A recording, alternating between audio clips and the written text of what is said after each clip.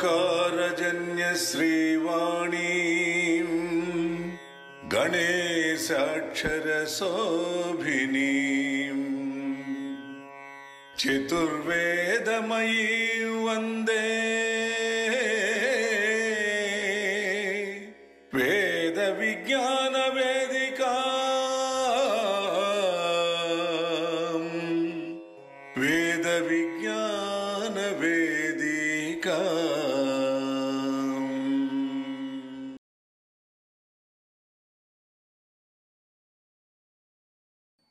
144వ మాసం. ఈరోజు 144వ మాసానికి అందరికీ స్వాగతం, శుభస్వాగతం. ఈరోజు నెల్లూరు నుంచి సన్మిత్రులు ప్రముఖ అవధాని గారు శ్రీ కోట రాజశేఖర్ గారిని మనం ఆహ్వానించుకున్నాం. వారిని వేదిక వద్దకు వచ్చి ఆసీనులు కావాల్సిందిగా సగౌరవంగా మీ కరతాళ ధ్వనుల మధ్య ఆహ్వానిస్తున్నాం.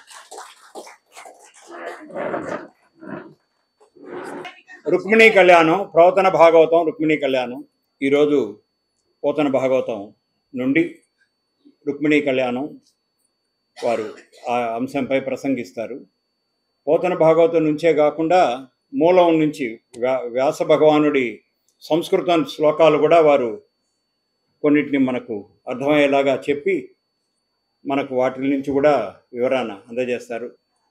రెడ్డి గారు వారిని గురించి మన సభా సంప్రదాయం ప్రకారంగా పరిచయ వాక్యాలు మనందరికీ తెలియజేసి యథాప్రకారం మధురంగా గానం చేస్తారు.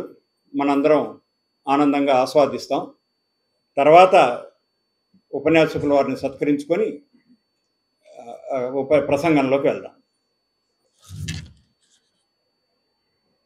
ఓంకారజన్య శ్రీవాణీం గణేశాక్షర శోభినీం చతుర్వేదమయీం వందే వేద విజ్ఞాన వేదికా వేద విజ్ఞాన వేదిక. సభకు నమస్కారం. తెలుగు తల్లికి నమస్సుమాంజలి. ఎప్పుడు ఈ సభకు పెద్ద సంఖ్యలో ఇచ్చేసి చిన్నపూరి తెలుగు భాష అభిమానులందరికీ మనఃపూర్వక నమస్కారాలు తెలియజేసుకుంటూ ఈనాడు ఉపన్యాసకులు అవధాని శ్రీ కోట రాజశేఖర్ గారి పరిచయం. శ్రీమతి కోట సక్కుబాయమ్మ, శ్రీ కోట సారంగపాణి దంపతులకు నెల్లూరు జిల్లాలోని అల్లూరు గ్రామంలో నవంబర్ 1956లో జన్మించారు శ్రీ కోట రాజశేఖర్ గారు. మా ఇద్దరికి సామీప్యం ఏంటంటే ఆయన 3వ తారీఖు జన్మించారు, నేను 10వ తారీఖు జన్మించాను. ఒక వారం రోజులు అన్నగారు. అదే సంవత్సరం, ఒకే మాసం, ఒకే వారం.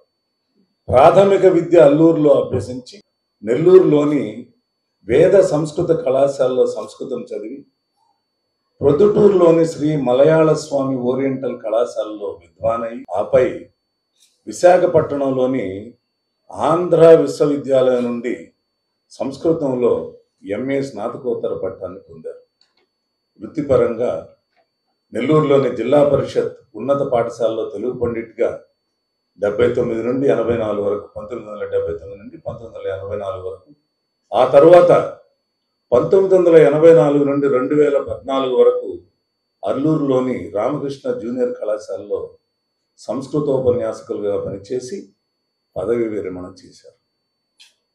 వీరి ప్రవృత్తి పద్యరచన, అష్టాదానాలు చేయడం, తిరుమల తిరుపతి దేవస్థానముల ద్వారా ధార్మిక ఉపన్యాసాలు చేయడం, ఆకాశవాణి, దూరదర్శన్, మా టీవీలలో ప్రసంగాలు చేయడం.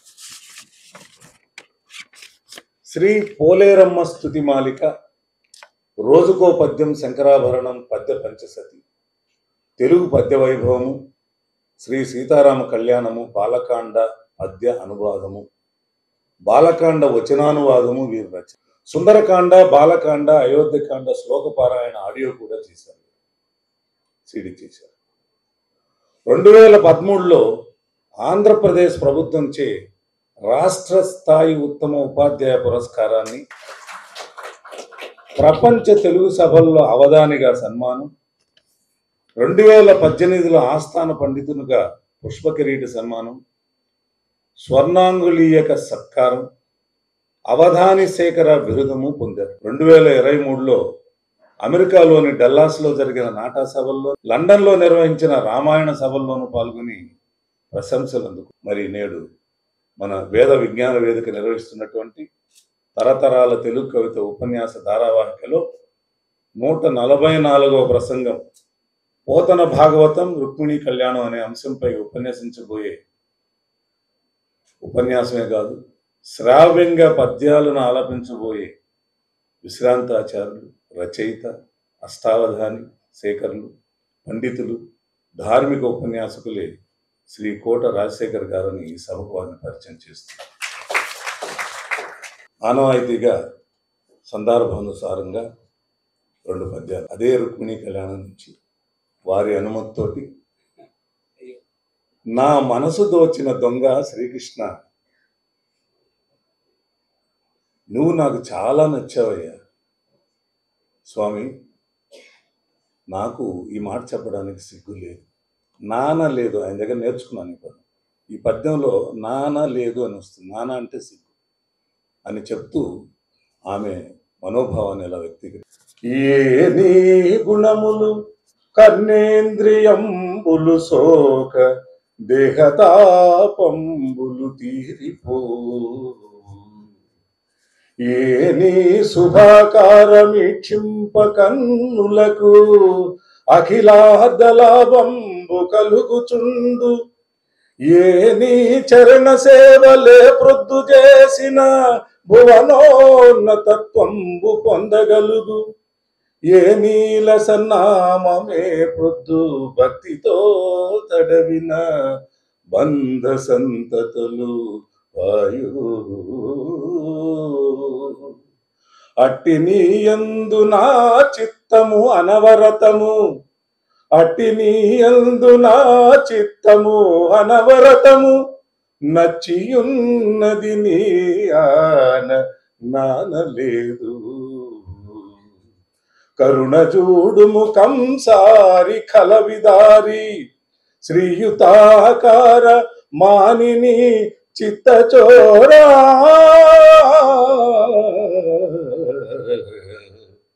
మానిని చిత్తచోర,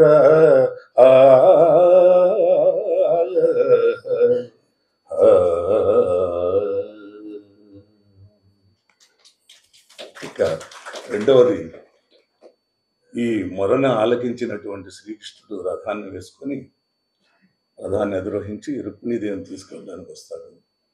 అప్పుడు ఆ కృష్ణుడు ఎలా కనబడుతున్నాడంటే రుక్మిణీదేవికి, కనియన్ రుక్మిణి చంద్రమండలముఖం కంఠీరవేంద్రావలగ్ను నవాంభోజదళాక్షు చారుతరవక్షు,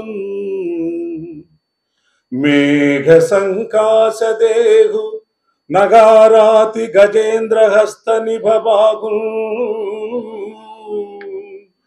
చక్రి పీతాంబరు ఘనభూషాన్వితు కంబుకంఠు విజయోత్సాహం జగన్మోహను. నమస్కారం.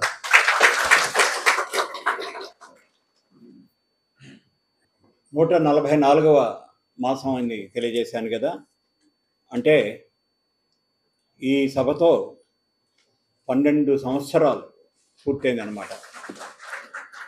అంటే కరోనాలో మనం కొంత సమయం కోల్పోయాం, దాంతో కూడా కలుపుకుంటే 14 సంవత్సరాలు అయింది మనం ప్రారంభించి. ఈ 12 సంవత్సరాలు అంటే పుష్కర కాలం. మనకు మనమే ఒకసారి చప్పట్లు కొట్టుకుందాం. వారికి పండితుల సత్కారం గావించి ఉపన్యాసంలో సార్ కొంచెం ముందుకు రండి.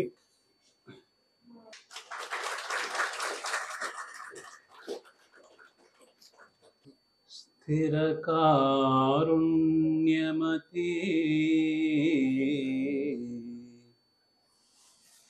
మహాగుణవతి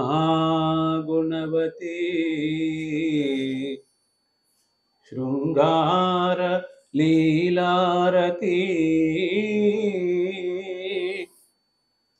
శరదబ్జాభశుభాకృతి నయగతి శశ్వత్ప్రతాపోన్నతి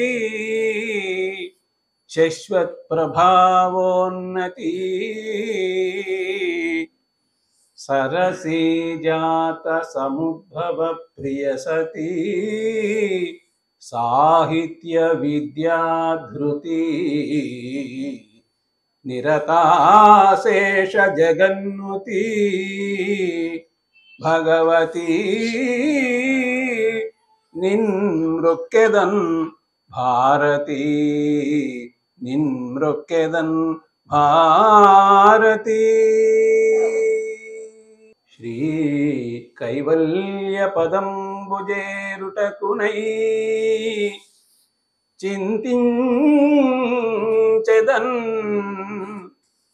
లోకరక్షైకారంభకు భక్తపాలన కళా సంరంభకు దానవోద్రేక స్తంభకు కేళిలోల విలసదృగ్జాల సంభూత నానా కంజాత భవాండ కుంభకు మహానందాంగనాడింభకున్ అమ్మలగన్నయమ్మ ముగురమ్మల మూలపుటమ్మ చాల పెద్దమ్మ సురారులమ్మ కడుపారడి బుచ్చినయమ్మ తన్ను లో నమ్మిన వేల్పుటమ్మల మనంబులయుండెడి అమ్మ దుర్గా మాయమ్మ కృపాబ్ధినిచ్యుత మహత్వ కవిత్వ పటుత్వ సంపదల్.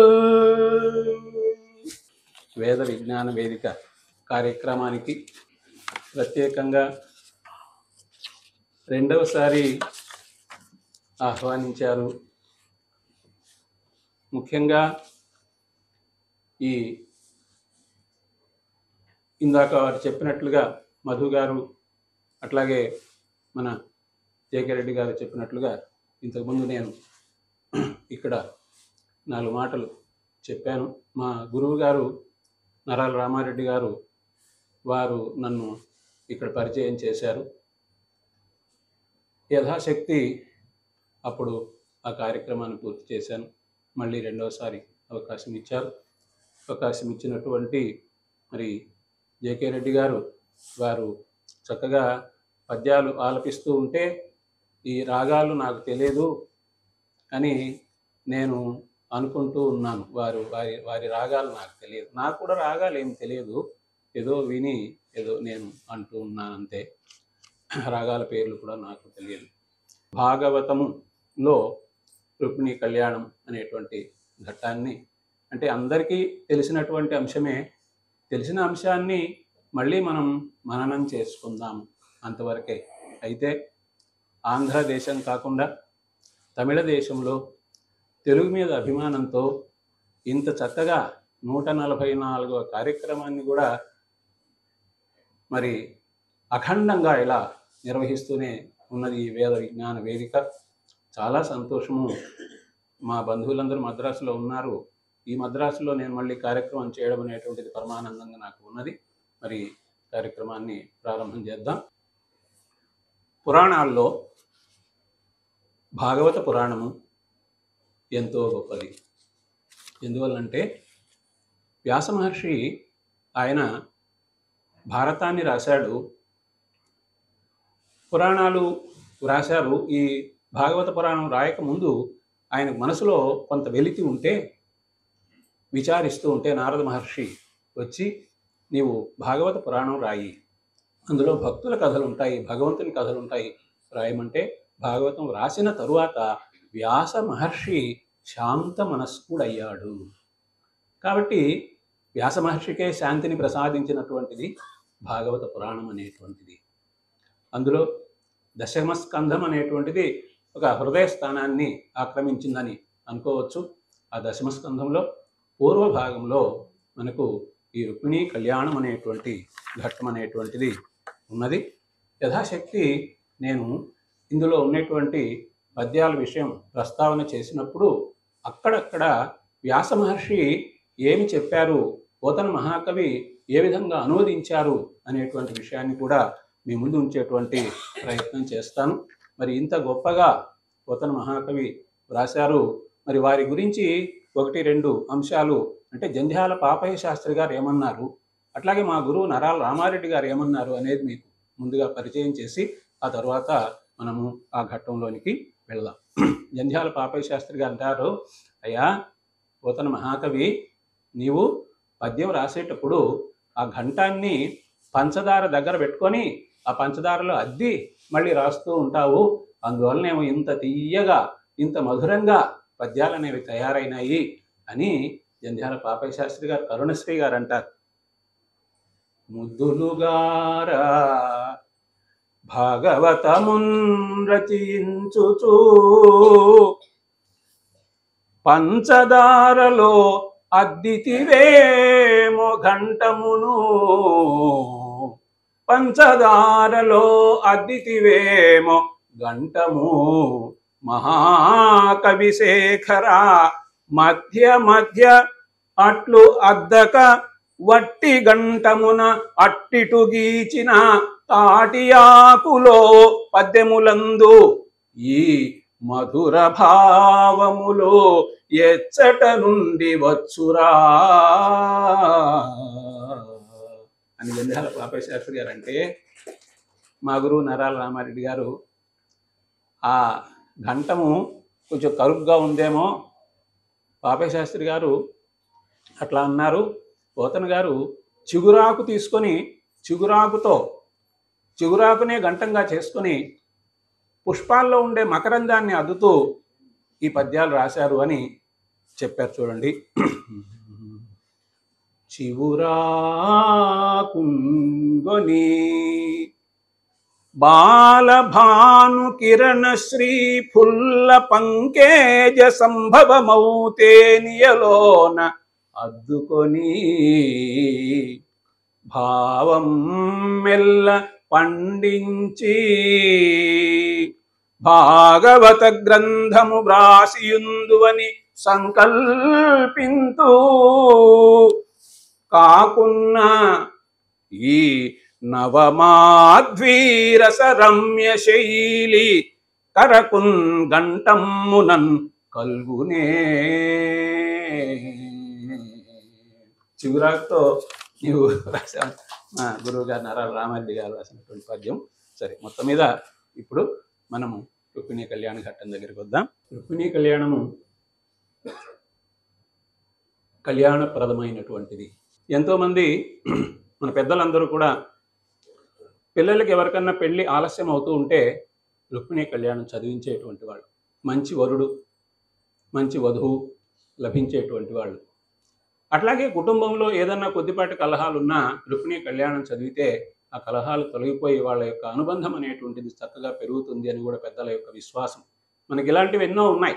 పోయిన వస్తువు తిరిగి రావాలి అంటే సుందరకాండ చదివేటువంటి వాళ్ళు, వర్షాలు పడకుండా ఉంటే విరాట పర్వం, భారతంలో విరాట పర్వాన్ని చదివేటువంటి వారు. అట్లాగే కుటుంబ కలహాలు కానీ ఏదన్నా ఉంటే అయోధ్యకాండ చదివితే ఆ యుద్ధాలు అటువంటివి లేకుండా ఉంటాయని ఇలాంటి పెద్దల యొక్క విశ్వాసం అన్నమాట ఇదంతా కూడా. కాబట్టి మనకందరికీ కూడా కళ్యాణం అంటే పెళ్ళి అని ఒక అర్థం ఉంది, శుభము అనేటువంటి అర్థం కూడా ఉంది. కాబట్టి మనకందరికీ కూడా శుభం కలగాలి అని కోరుకుంటూ ఈ భాగవతాన్ని పరీక్షిన్ మహారాజు అడుగగా 7 రోజుల్లో శుక మహర్షి వివరించారు. ఈ పురాణాలన్నింటినీ కూడా నైమిషారణ్యము అనేటువంటి పవిత్రమైనటువంటి క్షేత్రంలో సూత మహర్షి శౌనకాది మహర్షులకు ఈ భాగవతాన్ని వినిపించారు. అట్లాంటి ఆ సమయంలో పరీక్షిన్ మహారాజు అడుగుతూ ఉంటే అప్పుడు ఆ శుక మహర్షి తెలియజేస్తూ ఉన్నారన్నమాట.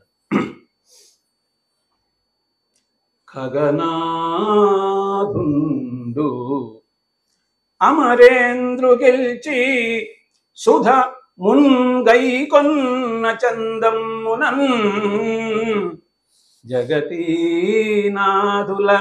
చైద్యపక్షచరులన్ సాల్వాదులన్ గెల్చి భద్రగుడై చక్రి వరించె భీష్మకసుతన్ రాజీవగంధిన్ రమా భగవత్యంశ భవన్ మహాగుణమణిన్ బాలామణిన్ రుక్మిణిన్.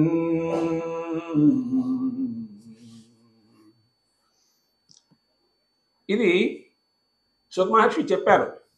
అనేక కథలు చెబుతూ గరుత్మంతులు ఏ విధంగా దేవలోకానికి వెళ్ళి అమృతాన్ని తీసుకొని వచ్చేదానికి అక్కడ ఉండేటువంటి వాళ్ళతో యుద్ధం చేసి అమృతాన్ని తీసుకొని వచ్చాడో ఆ విధంగా కృష్ణుడు కూడా రుక్మిణిని తీసుకొని వచ్చాడు, అక్కడ అడ్డుపడినటువంటి వాళ్ళందరినీ కూడా జయించినాడు అని చెబుతూ ఉంటే అక్కడ ఇంత మాత్రం చెబితే ఎట్లా, విశదీకరించి చెప్పాలి అని ఆ పరీక్షిత్ మహారాజు అడుగుతున్నాడు. ఎందువలన అంటే విష్ణు కథలు కళ్యాణాత్మకమైనటువంటివి, అవి వింటూ ఉంటే ఇంకా వినాలి ఇంకా వినాలి అని అనిపిస్తూ ఉంటుంది. కాబట్టి రుక్మిణీ కళ్యాణాన్ని సవిస్తరంగా తెలియజేవయ్యా అని అడుగుతూ ఉన్నాడు. కళ్యాణాత్మకమైన విష్ణు కథలు ఆకర్ణింపుచున్ ముక్త వైకల్యుండు ఎవడు తృప్తుడౌను అవి వినంగా క్రొత్తలోచుండు సాకల్యం వేర్పడ భూసురోత్తమ ఎరుంగన్ బల్కవే రుక్మిణీ కళ్యాణంబు వినంగా నాకు మదిలో కౌతూహలం బయ్యడిన్. ఎంతో కుతూహలంగా ఉంది, నాకు తెలియజేయి అంటూ ఇక్కడ మనకు మూలంలో చాలా ఇదే అంశమే మూలంలో ఉండేటువంటిది. మీకు మూలం పద్యం వినిపిస్తే, శ్లోకం వినిపిస్తే ఎట్లా ఆ విషయాన్ని తీసుకొని వచ్చినారో తెలుస్తుంది. బ్రహ్మన్ కృష్ణ కథా పుణ్యాః మాధ్వీః లోకమలాపహాః ఓను తృప్యేత శృణ్వానః శ్రుతజ్ఞో నిత్యనూతనాః. అవి వినంగా క్రొత్తలవుచుండు అన్నారు కదా, నిత్యనూతనములు. అట్లాగే మలాపహాః మధురంగా. అసలు అనువాదం అనేటువంటిది ఎంత గొప్పగా చేశారు. కొన్ని చోట్ల మూల భాగవతములో కంటే కూడా ఎక్కువ విశేషాలను కలిపి ఆ సన్నివేశానికి మెరుగులు దిద్దినటువంటి సందర్భాలు ఎన్నో ఉన్నాయి ఇందులో. సరే, కథ అందరికీ తెలిసినటువంటిదే. ఇక్కడ విదర్భ అనేటువంటి దేశము, ఆ దేశానికి రాజధానిగా కుండినపురము అనేటువంటిది ఉంది. భీష్మకుడు అనేటువంటి రాజు పరిపాలన చేస్తూ ఉన్నాడు. ఆ భీష్మకునికి 5 మంది కుమారులు, రుక్మి, రుక్మరథ, రుక్మబాహు, రుక్మకేశ, రుక్మమాలి అనేటువంటి వాళ్ళు. ఈ 5 మంది కుమారుల తరువాత రుక్మిణి అనేటువంటి అమ్మాయి ఆ భీష్మక మహారాజుకు కుమార్తెగా జన్మించింది. అయితే ఆ రుక్మిణి జన్మించింది. తరువాత ఆ రుక్మిణి బాల్యాన్ని గురించి, బాల్యములో ఆమె ఎలా ఆటలాడింది, వీటి గురించి మూలంలో వ్యాసమహర్షి గారు చెప్పలేదు. కానీ పోతన గారు దాన్ని తాను స్వీకరించినటువంటి వాడై ఒక తెలుగు ఇంటి ఆడపిల్ల అన్నట్లుగా భావన చేసి ఏం చేసేటువంటిది ఆమె అంటే, బాల్యంలో బొమ్మల పెళ్ళిళ్ళు చేసింది, గుజ్జనగూళ్ళు వండి పెట్టింది, తోటలో పూదీగులకు చక్కగా ప్రోది చేసింది, బంగారు ఊయలలో ఊగుతూ ఉండేటువంటిది, బంతులాటలు ఆడేటువంటిది, చిలుకలకు గోరువంకలకు చక్కగా పాటలు నేర్పేటువంటిది, నెమళ్లకు నాట్యాలు కూడా నేర్పేటువంటిది, రాజహంసలకు మెల్లగా నడవడం ఎట్లాగో నేర్పించింది అంటూ పోతన గారు ప్రత్యేకంగా తన శైలిలో గొప్పగా చెప్పారు. మరి అంటే మూలములో ఉండేటువంటి దానికంటే కూడా అనేక విషయాల్ని కలిపి చెప్పడం అనేటువంటిది ఇక్కడ ఉన్నది. ఇప్పుడు రుక్మిణీ బాల సోపసృత్య ముకుందస్య రూప వీర్య గుణ శ్రియ గృహాగతై గీయమానాః తం మేనే సదృశం పతిం. గృహమాగతాః అంటే తమ ఇంటికి వచ్చేటువంటి వాళ్ళు ఆ కృష్ణుని యొక్క గొప్పతనాన్ని గురించి చెబుతూ ఉంటే విని కృష్ణుడే నాకు భర్త కావాలి అనేటువంటి నిర్ణయానికి వచ్చింది ఆ రుక్మిణి. అయితే ఇక్కడ గుణాలు కూడా ప్రత్యేకంగా చెప్పడం జరిగింది. రూప వీర్య గుణ శ్రియ. మన పోతన గారు చూడండి ఎంత చక్కగా పద్యాన్ని అందించారో.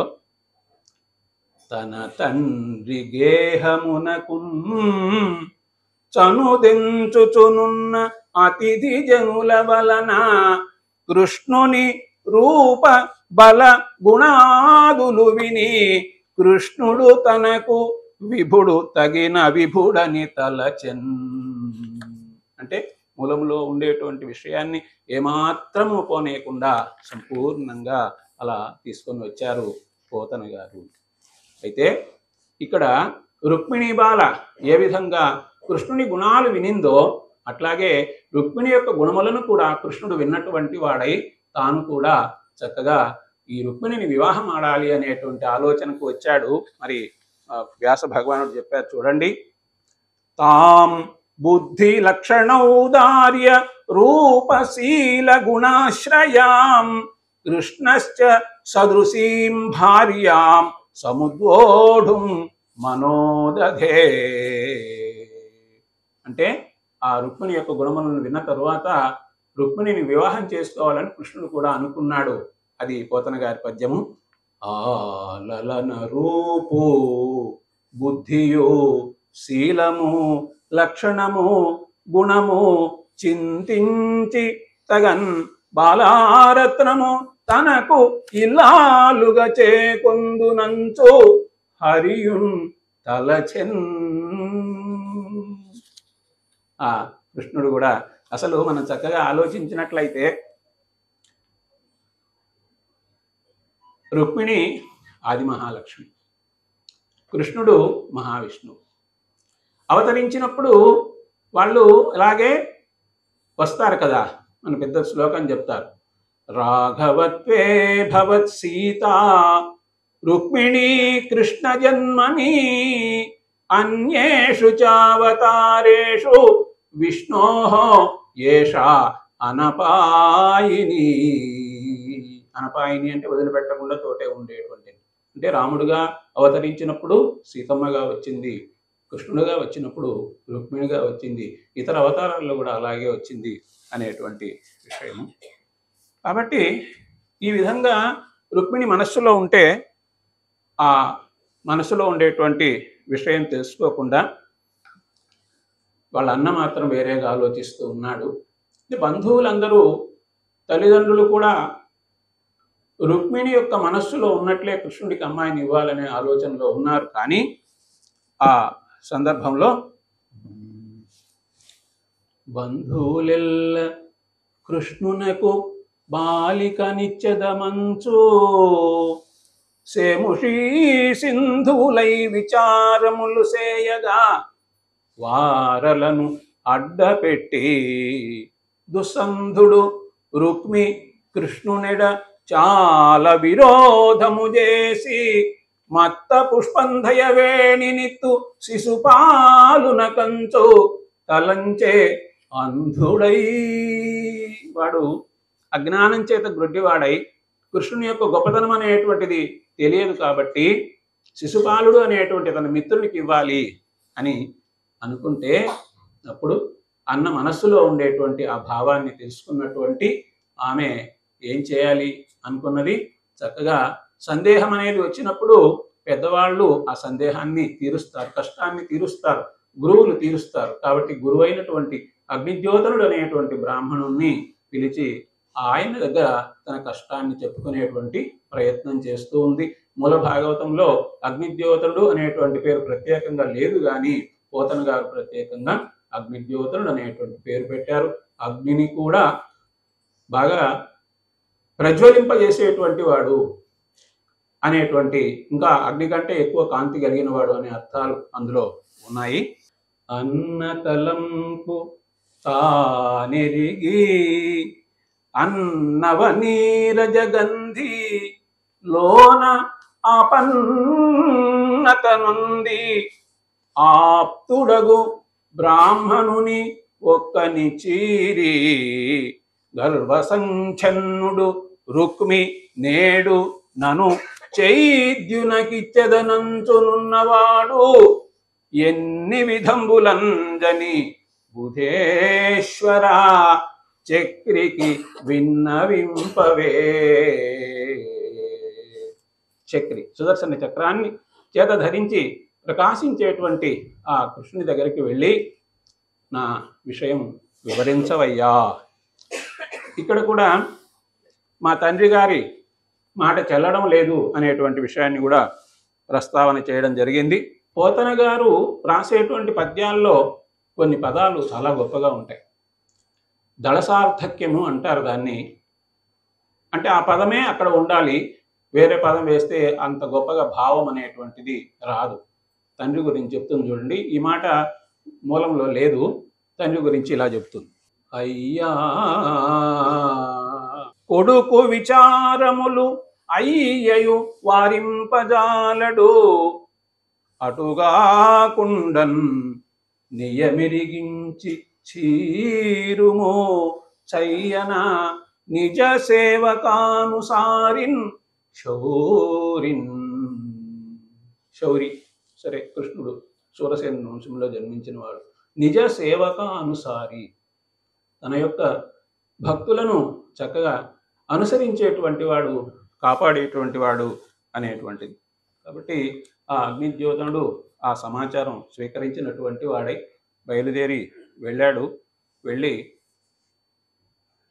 సముద్రం దాటి వెళ్ళాలి. సముద్రంలో ఉంది ద్వారక. ఎంతో కష్టపడి ద్వారకా నగరం వెళ్ళాడు. అక్కడ ప్రతిహారులు ఉంటే వాళ్ళకి చెప్పాడు.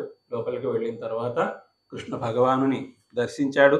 ఆ పురుషోత్తముని చూచిన తర్వాత పెండ్లి కొడుకు అంటూ శీఘ్రమేవ కళ్యాణ ప్రాప్తిరస్తు అంటూ ఆశీర్వాదం అనేటువంటిది చేశాడు. అయితే కృష్ణ పరమాత్మ వచ్చినటువంటి ఆ బ్రాహ్మణోత్తముని ఎంతగానో చక్కగా ఆదరించి గౌరవించి అతిథి దేవో భవ అని అన్నట్లుగా ఆయనకు పాదపూజ కూడా చక్కగా చేసినటువంటి వాడై, లోకాన్నంతా కాపాడేటువంటి తన చేతులతో ఆయనకు పాదసేవ అనేటువంటిది చక్కగా చేసినటువంటి వాడై అక్కడ ఆయనతో కొన్ని మాటలు అనడం జరుగుతుంది. అయ్యా బ్రాహ్మణోత్తమ, నీవు చాలా సంతోషంగా ఉన్నావు, సంతృప్తి కలిగిన వాడివిగా ఉన్నావు. ఎవరైతే సంతృప్తి అనేటువంటి దాన్ని కలిగి ఉంటారో వాళ్ళు ఎంతో గొప్పవాళ్ళు. సంతృప్తి లేకపోతే దేవేంద్రుడైనా కూడా మనశ్శాంతి లేకుండా, కష్టములతో నిద్ర కూడా సరిగా పట్టకుండా అవస్థపడేటువంటి సందర్భం ఉంటుంది. అట్లా కాకుండా మీరు ఎప్పుడూ కూడా సంతృప్తితో కాలం గడుపుతూ ఉన్నారు. ఇటువంటి మీకు నేను నమస్కారం చేసేదానికి కూడా సిద్ధంగా ఉన్నాను. ఎవరైతే సజ్జనులుగా ఉన్నారో, సాధులుగా ఉన్నారో అలాంటి వాళ్ళకి నేను నమస్కారం చేసేదానికి కూడా సిద్ధంగా ఉన్నాను అంటూ, ఎవరి రాజ్యంలో ప్రజలందరూ సంతోషంగా ఉంటారో, నీవెంతో దూరం నుంచి వచ్చావు కదా, మీకు పరిపాలించేటువంటి రాజు ప్రజలను సంతోషపెడుతూ ఉన్నాడు కదా, ప్రజలను సంతోషపెట్టేటువంటి రాజు ఎవరైతే ఆ రాజుకు నేను నమస్కారం చేస్తున్నాను, అట్లాగే సంతృప్తితో ఉండేటువంటి మీకందరికీ కూడా నమస్కారం చేస్తూ ఉన్నానని చెప్పిన తరువాత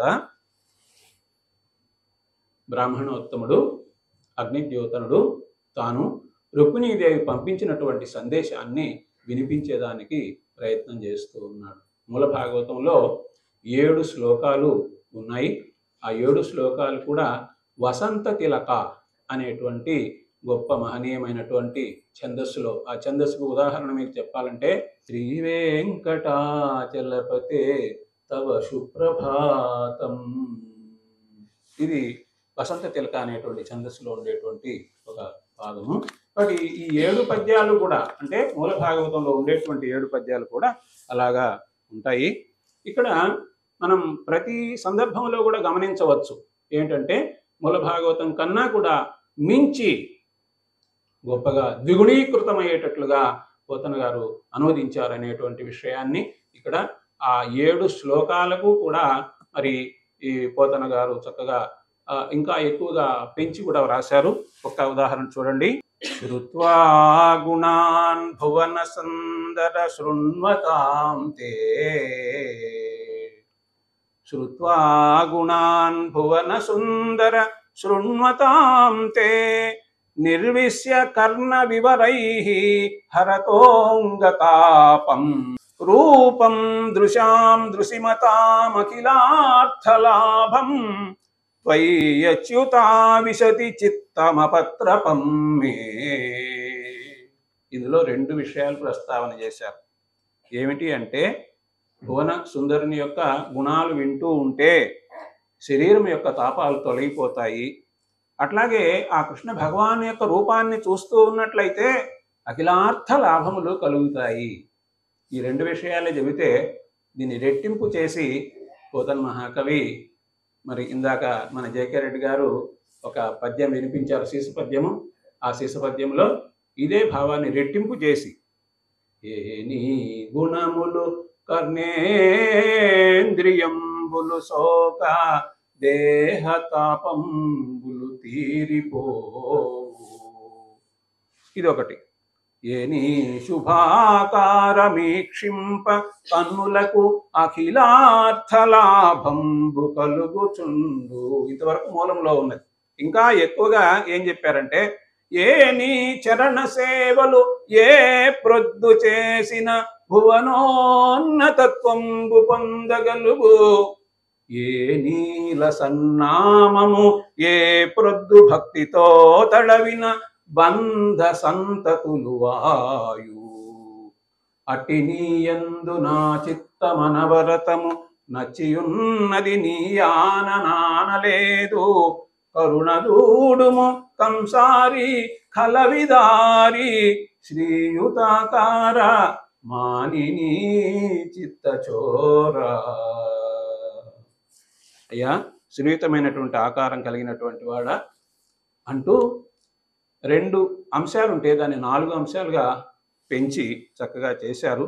అయితే కన్యా వరయతే రూపం అని అంటారు కదా, ఈమె రూపాన్ని చూడలేదు, గుణములన్నీ కూడా చక్కగా వినింది. ఆ బ్రాహ్మణోత్తముడు అక్కడ వినిపించేటువంటి 2వ శ్లోకం చూడండి. కాత్వా ముకుంద మహతి కుల శీల రూప విద్యా వయో ద్రవిణ ధామభిః ఆత్మతుల్యం ధీరా పతిం కులవతి నవృణీత కన్యా కాలే నృసింహ నరలోక మనోభిరామం. ఈ లోక మనోభిరామ అనే పదాన్ని మూలం నుంచి అట్లే తీసుకున్నారు. అట్లాగే కుల శీల రూప విద్య వయో ద్రవిణ ఇటువంటి గుణాలన్నీ తీసుకొచ్చారు. చాలా ప్రసిద్ధి చెందినటువంటి పద్యం అండి, అనువాద పద్యం చూడండి.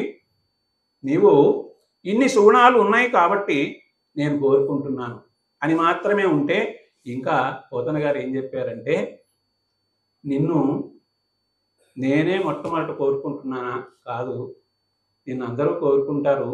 మొట్టమొదట అంటే పాల సముద్రాన్ని చిలికినప్పుడు లక్ష్మీదేవి ఉద్భవిస్తే ఆ లక్ష్మీదేవి అందరినీ వదిలి నిన్ను వరించింది కదా, కాబట్టి నేను నిన్ను కోరుకోవడంలో తప్పు లేదు అని కూడా సమర్థించుకుంటోంది. చూడండి. ధన్యున్ లోక మనోభిరామో కుల విద్యా రూప తారుణ్య సౌజన్య శ్రీ బల దాన శౌర్య కరుణా సంశోభితున్ నిన్ను ఏ కన్యల్ కోరరు, కోరదే మును రమాకాంతాలలామంబు రాజన్యానే కపసింహ నా వలననే జన్మించెనే మోహముల్.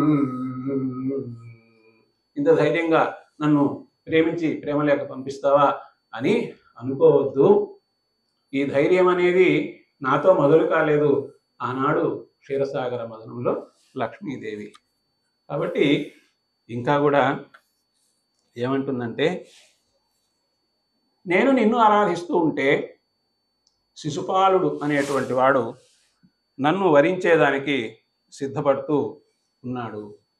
కాబట్టి నీవు జాగ్రత్తగా ఆలోచించాలి అని చెబుతూ, ఆ శిశుపాలునికి నీ యొక్క గొప్పతనము, నీ యొక్క పరాక్రమం అనేటువంటిది తెలియదు అని చెప్తూ, ఇంకా కూడా అయ్యా నేను వ్రతాలు చేస్తూ ఉన్నాను, బ్రాహ్మణోత్తములను పూజిస్తూ ఉన్నాను, దాన ధర్మాలు చేస్తూ ఉన్నాను, గురువులకు సేవ చేస్తూ ఉన్నాను, పూర్వజన్మలో గత జన్మల్లో కూడా నేను చేసినాను.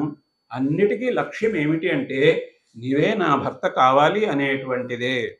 కాబట్టి ఇది నెరవేరాలి అని నేను అనుకుంటూ ఉన్నాను. వ్రతముల్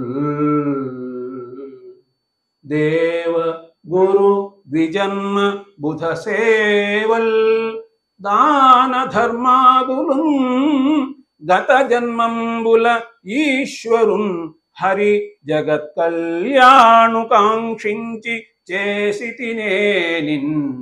నేను ఇంతకుముందు ఇవన్నీ చేసి ఉన్నట్లయితే వసుదేవనందనుడు నా చిత్తేశుడౌగాక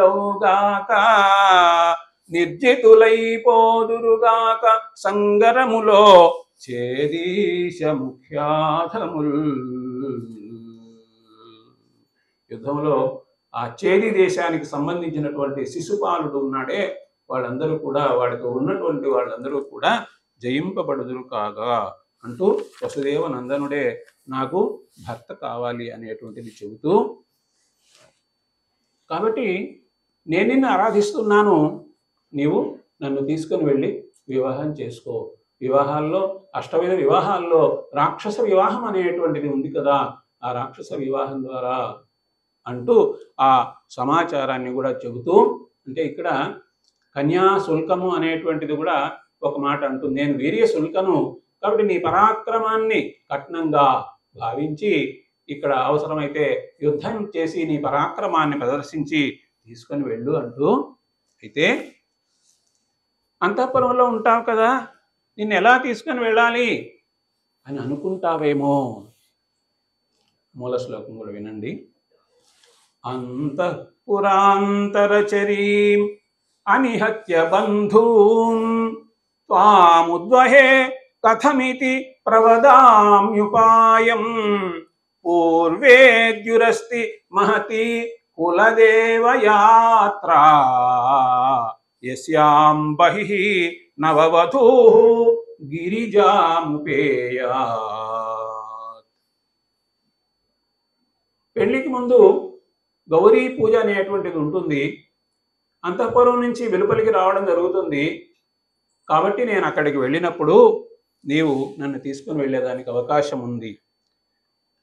లోపలి సౌధంగులోన వర్తింపంగ తేవచ్చునే నిన్ను తెత్తునేని కావలివారల కల బంధువుల చంపిగాని తేరాదని కమల నయన భావించితేని ఉపాయంబు చెప్పెదా ఆలింపు కులదేవయాత్ర చేసి నగరంబు వెలువడి నగజాతకును మ్రొక్క పెండ్లికి మునుపడ పెండ్లి కూతు నెలమి మావారు పంపుదురు ఏనునట్ల పురము వెలువడి ఏ తెంచి భూతనాథు సతికి మ్రొక్కంగా నీవు ఆ సమయమునను వచ్చి కొనిపొమ్ము నన్ను అవార్య చరిత.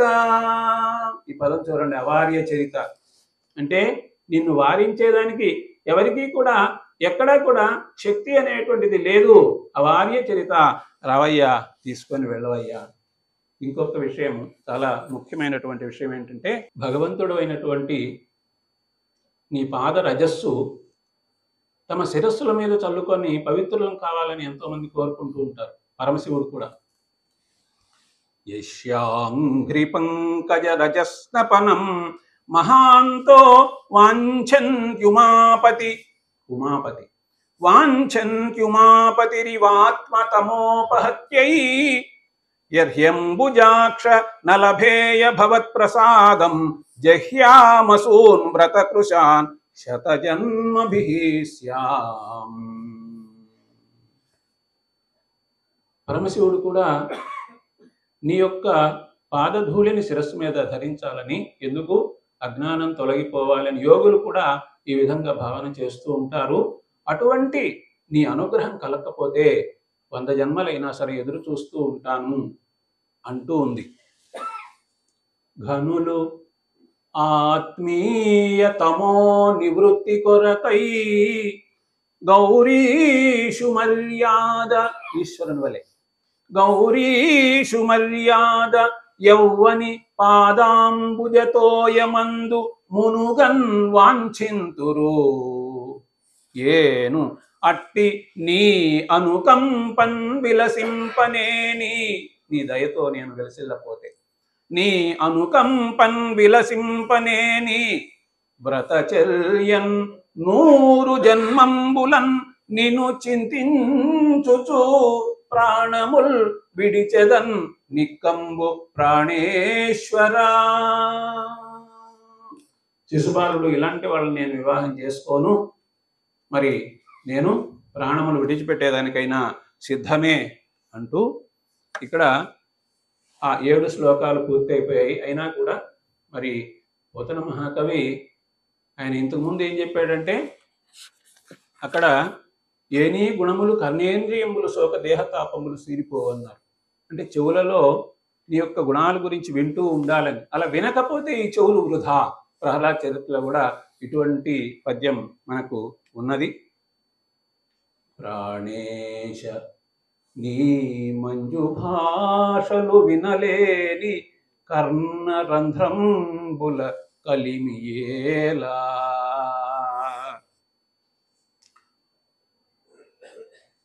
భువన మోహన నిన్ను పొడగానగాలేని చక్షురింద్రియముల సత్వమేలా.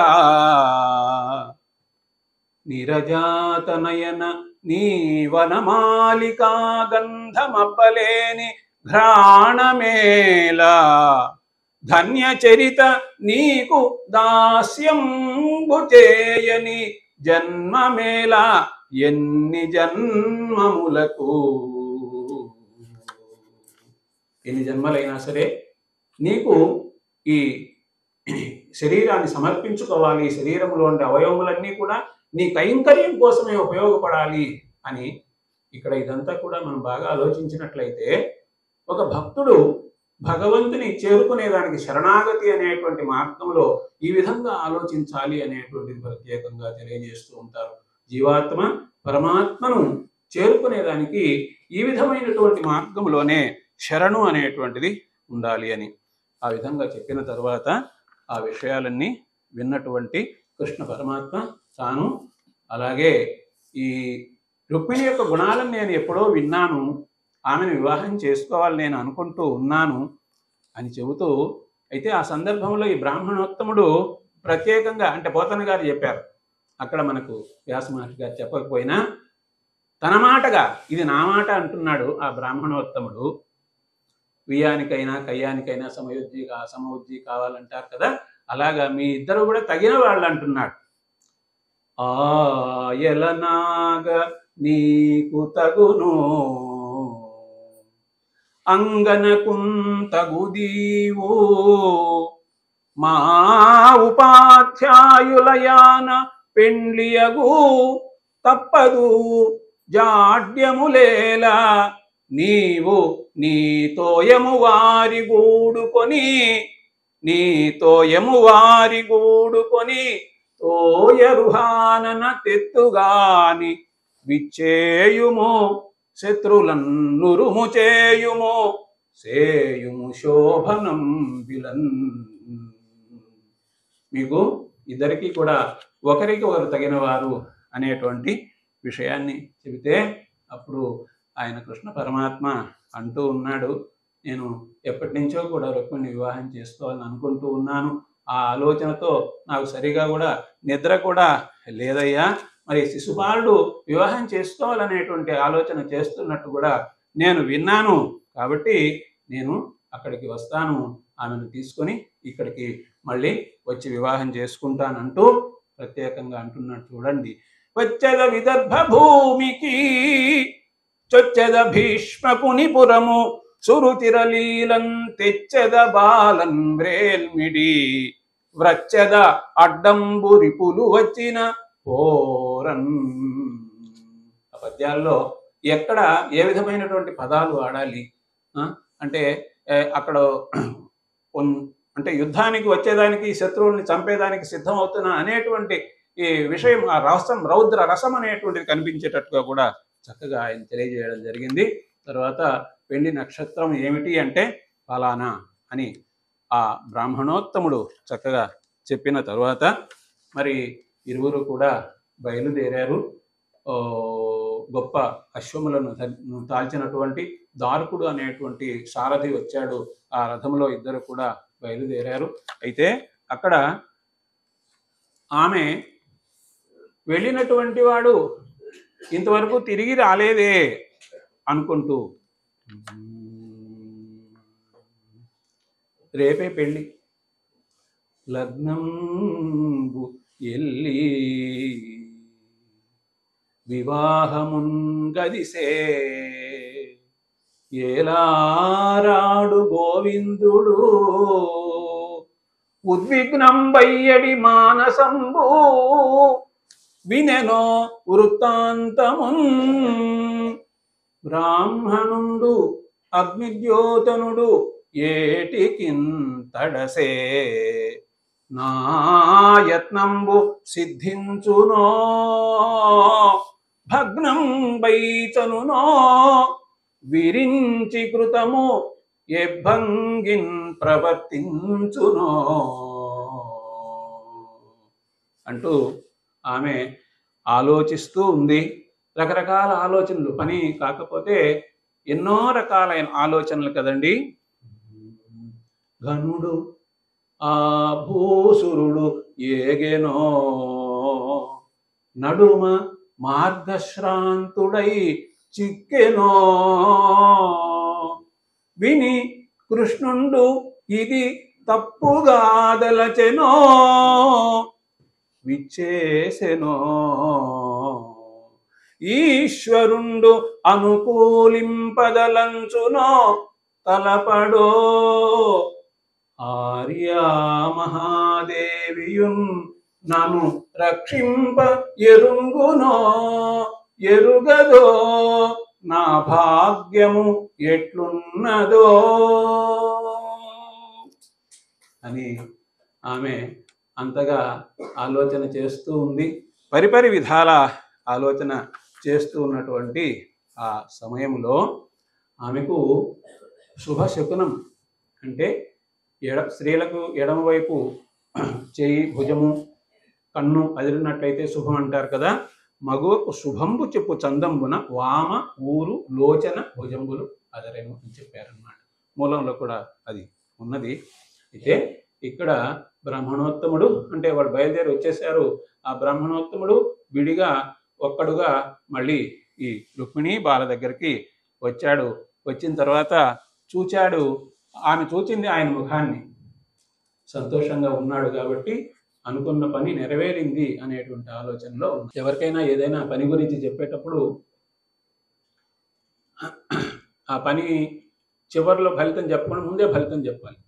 హనుమంతుడు కూడా రామచంద్ర స్వామి దగ్గరికి వచ్చిన తర్వాత దృష్టా సీత అని చూచాను సీతమ్మను అన్నట్లుగా ఇక్కడ కూడా ఏమంటున్నాడు బ్రాహ్మణోత్తముడు, మెచ్చే భవద్గుణోన్నతికి. మెచ్చే అంటే అయిపోయింది కదా పండు కాయ. మెచ్చే భవద్గుణోన్నతికి అమేయ ధనావళులు ఇచ్చే నాకు వచ్చే సుదర్శనాయుధుడు. ఈ పదం చాలా గొప్పది. వచ్చే సుదర్శనాయుధుడు వాడే సురాసురులెల్ల అడ్డమై వచ్చిననైనా రాక్షస వివాహమునన్ కొనిపోవు నిన్ను నీ సచ్చరితంబు భాగ్యమును నీ సచ్చరితంబు భాగ్యమును సర్వము నేడు ఫలించే కన్యకా ఫలించే పండు కాయ పండ అంటాం కదండి ఫలించే నీ యొక్క సచ్చరిత్ర నీ యొక్క మంచి నడవడి అనేటువంటి దాని కారణంగా నీ అదృష్టం పండిందమ్మా అని చెబుతూ ఉంటే ప్రాణాలు లేచి వచ్చాయి రుక్మిణి బాలకి. మనకు ఇక్కడ ఆమె ఏ విధంగా తన రుణం తీర్చుకోవాలి, ఎవరైనా ఒక మేలు చేస్తే ఆ మేలుకు సంబంధించి రుణం అనేది తీర్చుకోవాలి కాబట్టి ఆమె అంటూ ఉంది, జలజాతే క్షణు తోడి తెచ్చితివి నా సందేశమున్ చెప్పి నన్ నిలువన్ బెట్టితి నీ కృపన్ బ్రతికితిన్ నీ ఎట్టి పుణ్యాత్మకుల్ కలరే దీనికి నీకు ప్రత్యుపకృతిన్ గావింప నేరను అంజలి గావించదా భూసురాన్వయమణి సద్బంధు చింతామణి. చింతామణి అనేటువంటి మణి ఏమి కోరుకుంటే అది ఇస్తుంది. నేను కోరుకున్నది నీవు ఆ పని పూర్తి చేశావు. నేను 2 చేతులు జోడించి నమస్కారం చేస్తూ మహాలక్ష్మి చేత నమస్కారం అందుకున్నాడు ఆ మహానుభావుడు. మరి ఈ విధంగా వీళ్ళు మాట్లాడుకున్న తరువాత ఆ సందర్భంలోనే పెండ్లికి సంబంధించి అందరూ కూడా వస్తూ ఉన్నారు. వస్తూ ఉన్నటువంటి సమయంలో శిశుపాలుడు, జరాసంధుడు వాళ్ళందరూ కూడా విచ్చేశారు. వాళ్ళందరికీ భీష్ముడు అనేటువంటి మహారాజు పెళ్లికి సంబంధించి సౌకర్యాలన్నీ కూడా విడిదంతా కూడా ఏర్పాటు చేస్తూ ఉంటే మరి కృష్ణుడు వచ్చేసాడు కదా. కృష్ణుడు వచ్చిన తర్వాత బలరాముడు ఏడి కృష్ణుడు అంటే విషయం తెలిసింది. అదిగో రుక్మిణిని తీసుకొచ్చేదానికి వెళ్ళాడు. అక్కడ ఏదో యుద్ధం కూడా జరగవచ్చు, శిశుపాలుని ఎదిరించాలి కదా అని. కాబట్టి ఆ విధమైనటువంటి ఆ ఆలోచన ఆయన బలరాముడు కూడా చేస్తూ ఉన్నాడు. ఆ సందర్భంలో ఎప్పుడైతే కృష్ణుడు వచ్చాడో ఆ కృష్ణుని చూచారు విదర్భలో, ఆ పుణ్యపురంలో ఉన్నటువంటి వాళ్ళందరూ, పౌరులందరూ కూడా. వాళ్ళందరూ ఏమంటున్నారంటే కృష్ణుడు ఎంతో గొప్పగా ఉన్నాడు, ఎంతో గొప్పవాడు, చక్కనివాడు, మా రుక్మిణి బాల చాలా చక్కది, వీళ్ళిద్దరికీ వివాహం చేస్తే బాగుంటుంది. ఒకవేళ వీళ్ళిద్దరికీ వివాహం చేసేదానికి పుణ్యం ఏదైనా తక్కువ అయితే మేం చేసుకున్న పుణ్యం కూడా ఇస్తామంటున్నారు. చూడండి, తగును ఈ చక్రి విదర్భరాజసుతకు తథ్యంబు వైదర్భియున్ తగును ఈ చక్రికి ఇంత మంచిదగునే దాంపత్యము ఈ ఇద్దరన్ తగులన్ గట్టిన బ్రహ్మ నేర్పరి కదా దర్పాహతారాతి అయి మగడౌగావుత చక్రి ఈ రమణికిన్ మా పుణ్యమూలంబునం, మా పుణ్యం కూడా ధారపోస్తాము, వీళ్ళిద్దరూ కూడా మరి దంపతులు కావాలి అనేటువంటి ఆలోచన చేస్తూ ఉంటే మరి ఎట్లాగూ మరి గౌరీ పూజకు బయలుదేరింది ఆ రుక్మిణి. పార్వతీ పరమేశ్వరులు ఉండేటువంటి ఆ దేవాలయం దగ్గరికి వెళ్ళింది. వెళ్ళిన తర్వాత అమ్మవారిని ప్రార్థిస్తూ ఉంది. అంటే మానవ ప్రయత్నం చేయాలి, తర్వాత భగవంతుని ప్రార్థన కూడా చేయాలి, అప్పుడే అనుకున్నటువంటిది నెరవేరుతుంది అనేటువంటి విషయం మనం తెలుసుకోవచ్చు. నమ్మితి నామనంబునా సనాతనులైన ఉమామహేశులన్ మిమ్ము పురాణ దంపతుల మేలు భజింతు గదమ్మ మేటి పెద్దమ్మ దయాంబురాశివి గదమ్మ హరిన్ పతిసేయుమమ్మ నిన్నమ్మిన వారికి ఎన్నడును నాశము లేదు గదమ్మ ఈశ్వరి. ఆ విధంగా అమ్మవారిని ప్రార్థన చేసింది. మరి ఈమెతోటే దేవాలయానికి ఎంతోమంది బ్రాహ్మణ సతీమణులు కూడా వెళ్ళారు, ముత్తైదువులు. వాళ్ళందరూ కూడా చక్కగా ఆశీర్వాదం అనేటువంటిది చేశారు.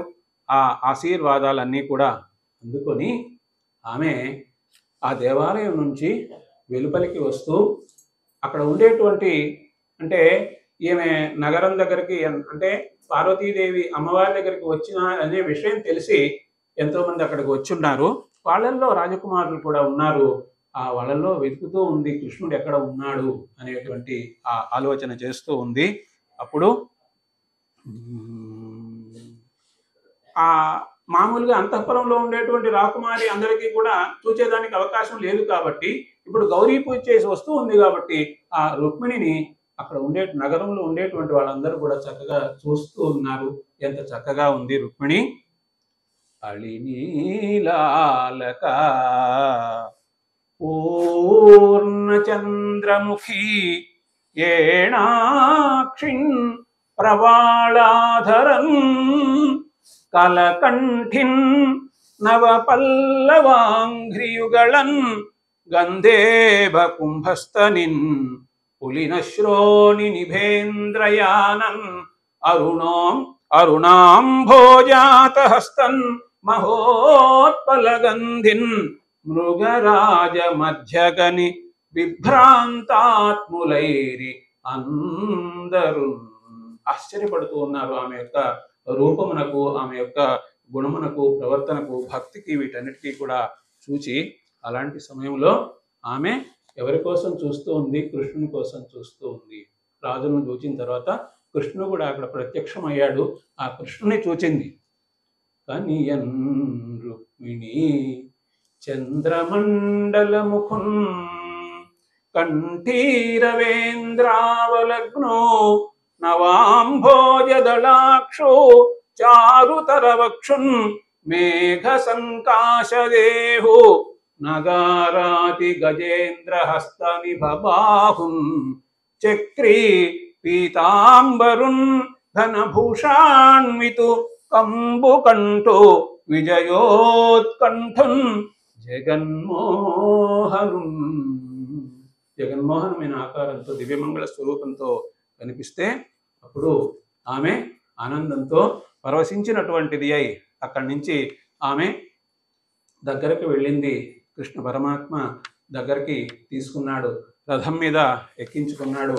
ఒక శంఖాన్ని పూరించాడు. ఈ శంఖాన్ని పూరించడం అనేది పోతన గారు చెప్పారు, మూల భాగవతంలో వ్యాస మహర్షి చెప్పలేదు. మరి శంఖాన్ని పూరిస్తే అప్పుడు అంతవరకు అక్కడ ఉండేటువంటి వాళ్ళందరూ, అంటే శిశుపాలుడు, జరాసంధుడు, వీళ్ళందరూ కూడా ఆమె యొక్క రూపాన్ని చూసి ఏం చేయాలనేటువంటి తెలియక అస్త్రాలు అంటే ధనుస్సు మొదలైనవన్నీ కూడా పక్కన పెట్టేసి అలా చూస్తూ విభ్రాంతులై ఉండిపోయారనమాట. శంఖం పూరించినప్పుడు వాళ్ళకి తెలివచ్చింది.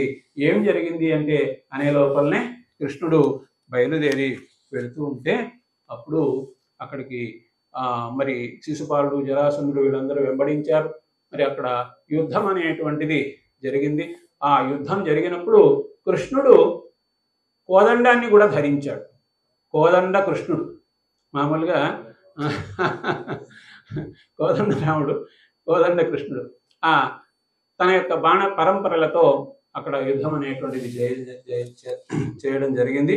అట్లాగే శిశుపాలుడు వీళ్ళందరూ వెనక్కి వచ్చిన తర్వాత ఓడిపోయి అక్కడ అంటే రుక్మిణీదేవి యొక్క అన్న అక్కడే ఉన్నాడు. ఏ విధంగానైనా సరే చెల్లిని వెనక్కి తీసుకోపోవాలని ఆ సందర్భంలో నేరుగా అక్కడికి వెళ్ళి అక్కడ ఇలా మాట్లాడతాడు. మా సరివాడవా మా పాపగొనిపోవ ఏ పాటి గలవాడవు ఏది వంశము ఎందు జన్మించితివి ఎక్కడ పెరిగితివి ఎయ్యది నడవడి ఎవ్వడెరుగు మానహీనుడవీవు మర్యాదలెరుగవు మాయగైకొని కాని మలయరావు నిజ రూపమున శత్రు నివహంబుపై బోవు వసుదేశుడవుగావు వావిలేదు కొమ్మ నిమ్ము నీవు గుణరహితుండవు విడువు విడువవేని విలయకాల శిఖి శిఖా సమాన శిఖశిలీ ముఖముల గర్వమెల్ల గొందు కలహమందు. ఇక్కడ ప్రత్యేకమైనటువంటి అంశం గమనించవలసింది, రుక్మి కృష్ణుని నిందించాలి. అయితే పోతన గారు పద్యం రాసేది, పోతన కృష్ణుని నిందిస్తాడా? నిందించడు. అందువలన ఇందులో ధ్వని అనేటువంటిది మనం గమనించినట్లయితే, నిందాస్తుతి అనేటువంటి విషయాన్ని మనం గమనించినట్లయితే, మా సరివాడవా, మాతో నువ్వు సమానమా అంటే మేము ఎన్నటికీ నీతో సమానం కావు అనేటువంటిది ధ్వని. నీవు ఉత్తమోత్తముడైనటువంటి వాడివి, పురుషోత్తముడైనటువంటి వాడివి అని స్తుతి అన్నమాట లోపల. అట్లాగే ఏ పాటి గలవాడవు, నీవు ఇంతటి వాడివి అని చెప్పేదానికి అవకాశం అనేది లేదు. ఎందు జన్మించితి, ఎక్కడ పెరిగి, ఒక చోట పుట్టావు ఒక చోట పెరిగావు అనేటువంటి విషయము. అట్లాగే మానహీనుడవీవు, మామూలుగా నిందించడంలో అభిమానం లేనటువంటి వాడని ఒకటి. మాన అంటే కొలత, నిన్ను కొలిచేదానికి ఎవరికీ అవకాశం లేదు, అప్రమేయుడివి నీవు అని స్తుతించినటువంటి సందర్భం. మర్యాదలెరుగవు, మర్యాద అంటే హద్దు, ఒక హద్దు అనేటువంటిది లేకుండా సమస్తానికి ఆధారమైనటువంటి వాడివి నీవు, అంటే అనంతుడవు అనేటువంటి అర్థం. మాయ గైకొని కాని మలయరావు, మాయతోనే ఉంటావు అంటే మనమంతా మాయకు లోబడి ఉంటాం. మాయను తనకు లోబడేటట్లుగా చేసుకుని ఉండేటువంటి వాడు కృష్ణుడు అనేటువంటి విషయం. నిజ రూపమున శత్రు నివహంబుపై పోవు, నిజమైన రూపంతో నీవు వెళ్ళవయ్యా శత్రువుల మీద కంటే. భగవానుడు ఒకసారి మత్స్య రూపంలో, చేప రూపంలో వెళ్ళాడు, తావేలు రూపంలో వెళ్ళాడు, వరాహ రూపంలో వెళ్ళాడు, వామన రూపంలో వెళ్ళాడు, నరసింహ రూపంలో వెళ్ళాడు, అట్లాగే పరశురాముడుగా వెళ్ళాడు. అట్లాగా ఈ విధంగా నిజ రూపంతో వెళ్ళలేదు, విష్ణువు యొక్క నేరుగా విష్ణువుగా వెళ్ళలేదు. ఈ విషయం ఆయన్ని ఆ దశావతారాలు అన్నట్టు అవతారాలను స్తుతించినటువంటిది. వసుదేశుడవు కావు అంటే రాజువు కాదు అని. అంటే ఇంకొక అర్థం ఏమిటి? వసుధ అంటే భూమి, భూమికి మాత్రమే నీవు గొప్పవాడు, రాజువు కాదయ్యా, అన్ని లోకాలకు రాజువి అనేటువంటి అర్థం. ఈ విధంగా పోతన కవి తన యొక్క సంస్కారంతో, మహా విశేషంతో ధ్వని అనేటువంటి దాన్ని చెప్పడం జరిగింది. ఆ తరువాత మరి ఆ సందర్భంలో కృష్ణ భగవానుడు కోదండ కృష్ణుడై అతని మీద యుద్ధాన్ని ప్రకటించినటువంటి వాడై, జయించినటువంటి వాడై, అతన్ని సంహరించేదానికి సిద్ధమైతే రుక్మిణి బాల ప్రార్థిస్తుంది, అయ్యా నాకు తెలుసు నీవు దేవుడు అని, నిన్ను నీశ్వర దేవదేవుని నిర్ణయింపగలేకను, సన్నుతామర కీర్తి శోభిత సర్వలోక శరణ్య, మా అన్నయీతడు నేడు చేసే మహాపరాధము నీయడన్, నన్ను మన్నన చేసి కావు మనాథనాథ దయానిధి. నేను కోరుకుంటున్నాను నా ముఖం చూసి వదిలిపెట్టు అంటూ ఇక్కడ ఇంకొక మాట చెబుతుంది. ఎందుకంటే కృష్ణుడు అల్లుడయ్యాడని మా తల్లిదండ్రులు సంతోషపడుతూ ఉంటే వీడిని చంపేస్తే పుత్రశోకం కలుగుతుంది కదా. కల్లలేదని విన్నవించుట కాదు వల్లభ ఈతనిన్, ప్రల్లదుంతెగ జూచితే నీయు భాగ్యవంతులమైతి మేము, అల్లుడయ్య ముకుందుడీశ్వరుడంచు మోదితులైన మా తల్లిదండ్రులు పుత్రశోకము దాల్చి చిక్కుదురు ఈశ్వరా అని వేడుకుంటే ఆయన చంపకుండా మరి అవమానం చేయాలి ఏదో ఒక విధంగాని సగము తల వెంట్రుకలు, మీసము సగము, గడ్డం సగము అని తీసేసి పంపిస్తే అప్పుడు బలరాముడు కూడా అక్కడికి వస్తాడు. ఏనైనా ఇట్లా చేసావంటే అప్పుడు బలరాముడు కూడా మరి ఆమెకు, అమ్మ నీవు ఈ విధంగా మీ అన్నకు కష్టం వచ్చిందని బాధపడవద్దు, ఎందుకంటే పూర్వభవ కర్మాధీనములన్నీ కూడా అని చెప్పి, అజ్ఞానము అనేటువంటి దాంతో నీవు బాధపడవద్దు, విజ్ఞానంతో ఆలోచించవమ్మా అని చెప్తే ఆమె కూడా అలాగే ఆలోచించింది.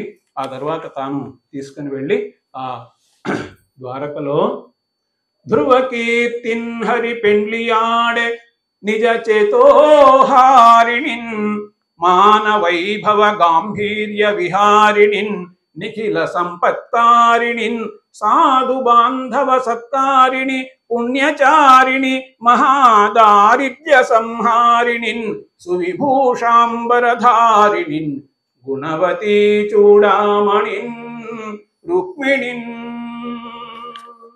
ఆ విధంగా తీసుకుని వెళ్ళినటువంటి రుక్మిణి బాలను తన మనస్సును అపహరించినటువంటి ఆమె, అట్లాగే సంపదలను కలుగజేసేటువంటి ఆమె, పుణ్యమును కలిగించేటువంటి ఆమె, దారిద్ర్యమును తొలగించేటువంటి ఆమె, గొప్పగా ఆభరణమును ధరించినటువంటి ఆమె, మరి గుణవతి చూడామని అయినటువంటి రుక్మిణిని వివాహం చేసుకుంటే అప్పుడు అక్కడ ఉండేటువంటి వాళ్ళందరూ కూడా ఎంతగానో సంతోషించారు. ఆ విషయాన్ని ఒక్క పద్యంలో చెప్తున్నారు. ఎందుకంటే రుక్మిణి ఆదిలక్ష్మి. అప్పుడు ఆ నగరంలో ఉండేవాళ్ళు ఇంతకుముందు కృష్ణుడిని ఒక్కడిగా చూసేటువంటి వాళ్ళు ఇప్పుడు దంపతులుగా చూస్తున్నారు కాబట్టి వాళ్లకు ఎంతో ప్రీతి కలిగింది, భీతి అనేది తొలగిపోయింది, ఆనందం కలిగింది, భయం తొలగిపోయింది. అనగా ఆది లక్ష్మి అయిన రుక్మిణితోడ క్రీడ సలుపుచున్న కృష్ణుజూచి పట్టణంబులోని ప్రజలుల్లసిల్లిరి ప్రీతులగుచు ముక్త భీతులగుచు ప్రీతులగుచు ముక్త భీతులగుచు. ఈ విధంగా రుక్మిణీ కళ్యాణం అనేటువంటి ఘట్టాన్ని యథాశక్తి మీ ముందు ఉంచేదానికి ప్రయత్నం చేశాను. అయితే తెలిసిన విషయాలే అయితే మీ ముందు 4 మాటలు వినిపించే అవకాశాన్ని నాకు కల్పించారు. జేకే రెడ్డి గారు చక్కని మధురమైనటువంటి గానం చేసేటువంటి వారు, మధురమైన మనస్సు ఉండేటువంటి వారు. అట్లాగే మధు గారు మరి ఎప్పుడూ నాతో సంభాషిస్తూనే ఉన్నారు. అంటే ఇట్లా మాట్లాడినందువల్ల నాకు జంకు అనేది లేకుండా, భయం అనేటువంటిది లేకుండా ఇక్కడ ఎంతో ప్రీతిగా మీ ముందు మాట్లాడేదానికి అవకాశం అనేటువంటిది కలిగింది. ఈ సందర్భంలో మీ అందరి అనుమతితో నేను ఒక 2 పద్యాలు మన జేకే రెడ్డి గారి గురించి, ఒక 2 పద్యాలు మధు గారి గురించి, ఒక పద్యము మన వేద విజ్ఞాన వేదిక గురించి నేను రాసిన పద్యాలని మీకు వినిపించాలని కోరుకుంటున్నాను.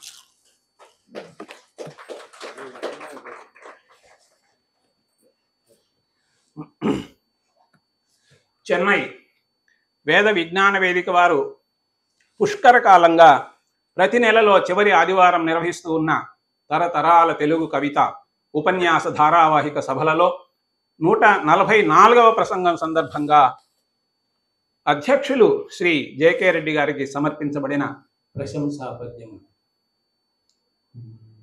అందరూ ఆనందిస్తారు వారి పద్యాలు పాడుతూ ఉంటే. ఆ రాగమే ఆయనకి శుభాన్ని కలిగిస్తుంది. ఈ సంస్థకి అధ్యక్షులుగా ఉన్నారు. సకల శ్రోతల చిత్తసీమల సదా సంతోషమున్నింపుచున్ అకలంకంబగు రాగమే శుభమునీయన్ వేద విజ్ఞాన వేదికకు అధ్యక్ష పదమునన్ వెలుగు శ్రీ ధీమాన్య జేకేవరా ప్రకటింతున్ భవదీయ గానము అది దివ్యం మంచు ఏతత్సభన్. అంతేకాకుండా వారు లోకశ్రేయస్సును దృష్టిలో పెట్టుకొని ఎన్నో సత్కార్యములను చేస్తూ ఉన్నారు. భారతీదేవి సేవ తమిళనాడులో ఉండి తెలుగు భాషకు సేవ చేస్తూ ఉన్నారు. పండితులకు సత్కారాలు చేస్తూ ఉన్నారు. ప్రేమతో తెలుగు కవితలని అందరికీ పంచుతూ ఉన్నారు. అటువంటి వీరిని ప్రశంస చేస్తూ ఉన్నాను. లోకశ్రేయము నుంచి సత్క్రియలను ఆలోచించి శ్రీ భారతిన్ సాకల్యముగొల్చి పండితులకున్ సత్కారముల్ చేయుచున్ మాకున్ మీకును తెలుగు కైతలను ప్రేమన్ పంచు ధీమంతు శ్రీ జేకే రెడ్డి వరేణ్యు గాయకమణిన్ శ్రీమంతు కీర్తించెదన్. ఇట్లాగే మధు గారు నిజంగా మధు అంటే తేనె కదా, వారి మనసు అకలంకమైనటువంటి దీక్ష, పట్టుదల. ఎన్నిసార్లు ఫోన్ చేశారో ఈ కార్యక్రమం గురించి నాకు చాలా ఆశ్చర్యం అనమాట. ఇట్లా ఉండాలి, ఇట్లా ఉండాలి, నాకు శిక్షణ కూడా ఇచ్చారు, ఇట్లా ఉండాలి, ఇట్లా ఉండాలి అని. కాబట్టి వేద విజ్ఞాన కార్యదర్శి నిజంగా కార్యములన్నింటినీ కూడా చక్కగా దర్శిస్తూ ఉన్నారు అన్నట్లు దార్శనికులు వీరు. కాబట్టి ఈ కార్యక్రమాలు చేయడం నా పుణ్యం అనేటువంటి భావన, సుకృతం అనేటువంటి భావన ఉన్నటువంటి వారు చూడండి.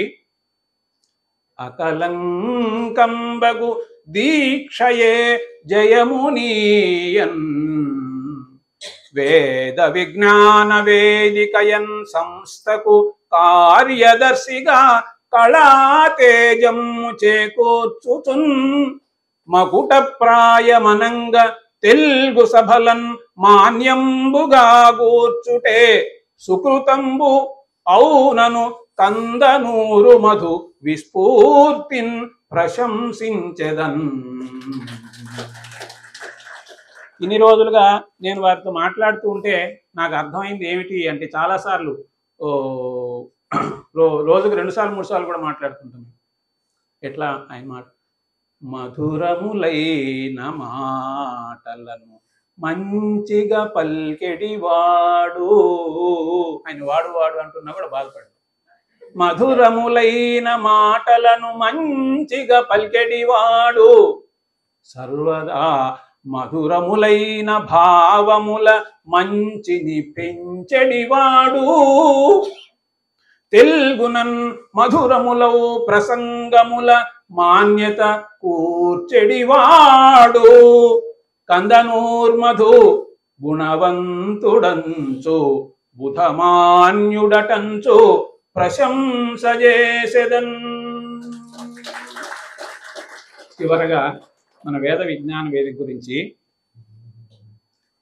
చెన్న పట్టణమందున మిన్నయగుచు సరస సాహిత్యమందించి తరతరాల తెలుగు కవితల పండించు తీర్థమగుచు, తరతరాల తెలుగు కవితల పండించు తీర్థమగుచు వేద విజ్ఞాన వేదిక వెలయుగాక, వేద విజ్ఞాన వేదిక వెలయుగాక.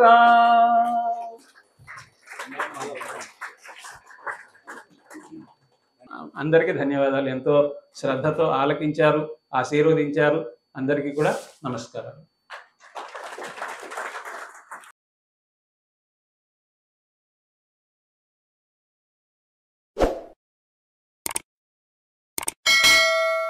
దయచేసి లైక్ చేయండి, షేర్ చేయండి మరియు సబ్స్క్రైబ్ చేయండి.